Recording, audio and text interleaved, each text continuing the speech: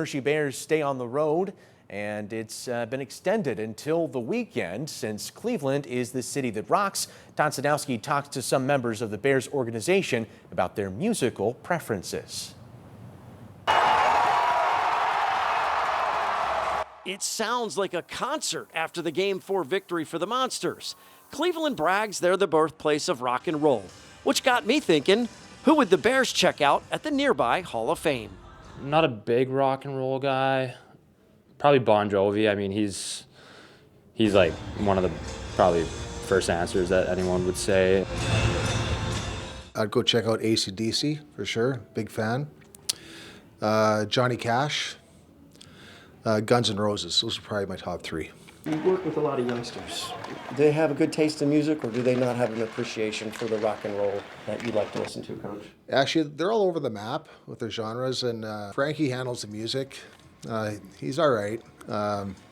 Curtis, our strength and conditioning coach, I prefer his music. If we're talking legendary rock and roll, there has to be a road crew involved, so we talked with the guys that do some heavy lifting on our broadcasts. My parents were huge fans of the Eagles, so that's what I grew up listening to all the time. Got to see them in concert in D.C. a couple of years ago. Unfortunately, Glenn Fry had already passed, but his son Deacon did an amazing job filling in. Vince Gill was there as well, so getting to see all of them in person, and Don Henley, who my dad was a big fan of growing up in person, was awesome. I'm a big country guy, so I wouldn't...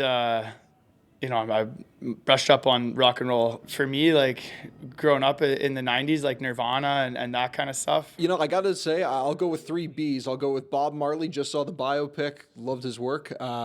Billy Joel, and I got to go with the Bee Gees, kind of a deep cut, but saw a documentary about them a couple of years ago. I think it's one of the best music documentaries, and they've always had a pretty solid body of work. All good answers. When it comes to hockey in Cleveland, the Bears' plan is to turn down the noise and finish this series. You know, we differed a little bit from the game plan last game, and we got to get back on track here because each game is going to be very important.